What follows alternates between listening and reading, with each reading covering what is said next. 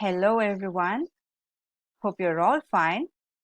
I'm F. Merlin Rodrigues, and today I welcome you to the part 2 of the poem Freedom by Rabindranath Tagore. In part 1, we discussed about the poet and we also saw a small introduction to the poem. In this part, we will read the poem once and we will start learning it line by line. So let's start reading the poem. Freedom. Freedom from fear is the freedom I claim for you, my motherland. Freedom from the burden of the ages, bending your head, breaking your back, blinding your eyes to the beckoning call of future. Freedom from the shackles of slumber, wherewith you fasten yourself in night stillness, mistrusting the star that speaks of truth's adventurous path. Freedom from the anarchy of destiny, whole sails are weakly yielded to the blind uncertain winds, and the helm to a hand ever rigid and cold as death. Freedom from the insult of dwelling in a puppet's world, where movements are started through brainless wires, repeated through mindless habits, where figures wait with patience and obedience for the master of show to be stirred into a mimicry of life. Now let's read the poem line by line and understand. In the first two lines, freedom from fear is the freedom I claim for you, my motherland. The poet is deeply wishing his motherland to free herself from fear. He says, freedom from fear. We should really be free from fear to enjoy it. And he says, I claim for you. Claim means request or is demanding the motherland to be free from fear. The poet also uses alliteration or repetition. Here the repeated sound is f. Freedom from fear is the freedom. You could see that f is repeated in the adjacent words. That is called alliteration. Now these repeated words, freedom from fear is the freedom with f, okay, it's emphasizing the urgency of his call for India's independence. So he's repeating the word freedom again and again throughout the poem, which also expresses his deep wish for his country to be independent.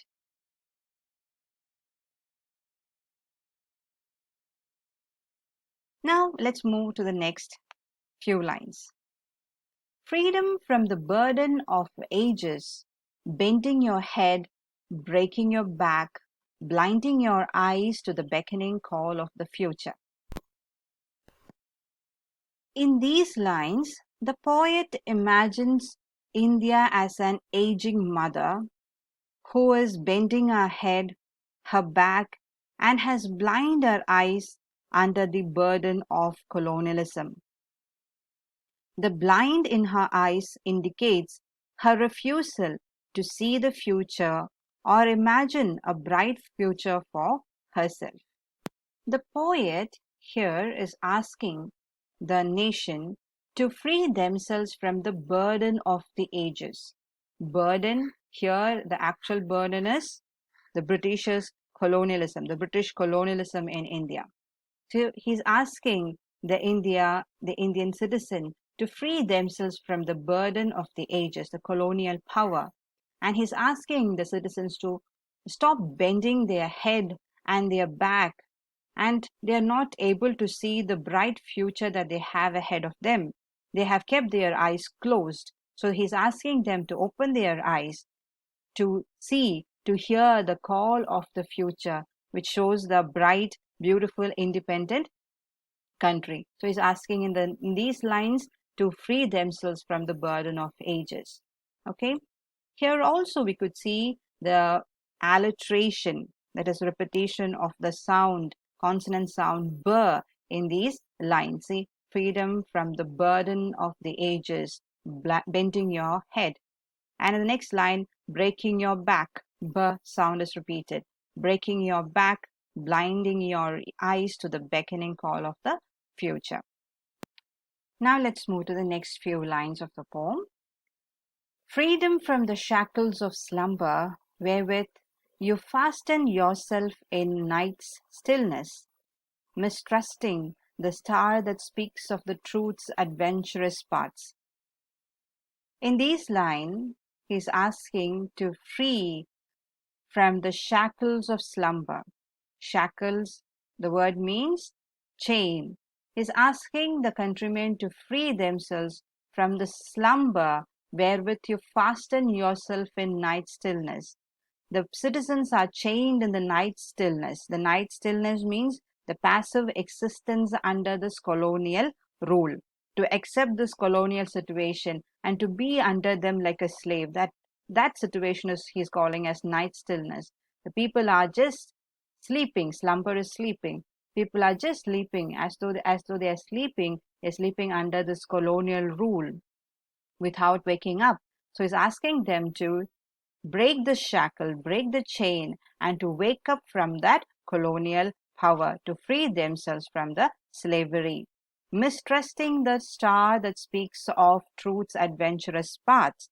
So he's asking, there are freedom movements happening around them where some people are not trusting those freedom movements. So he's asking them to trust those stars which speaks the truths of adventurous path, even though the path to freedom is a perilous journey. Perilous means a dangerous one to attain the freedom, but there is a bright future ahead of them. Even though they have to fight for the freedom, they can imagine a bright, beautiful, independent state and start working and start joining their hands with this freedom movement so that they could be free. So he's asking them to free themselves from the shackles of slumber, from the chain of sleeping under the colonial rule, and to trust the freedom movement and to walk along with them so that they could attain the bright future.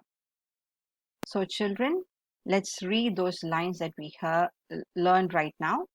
Freedom from fear is the freedom I claim for you, my motherland. Freedom from the burden of the ages, bending your head, breaking your back, blinding your eyes to the beckoning call of the future. Freedom from the shackles of slumber, wherewith you fasten yourself in night stillness, mistrusting the star that speaks of the truth's adventurous paths. So till here we saw today, the Tagore poet is asking the motherland to free herself from the fear.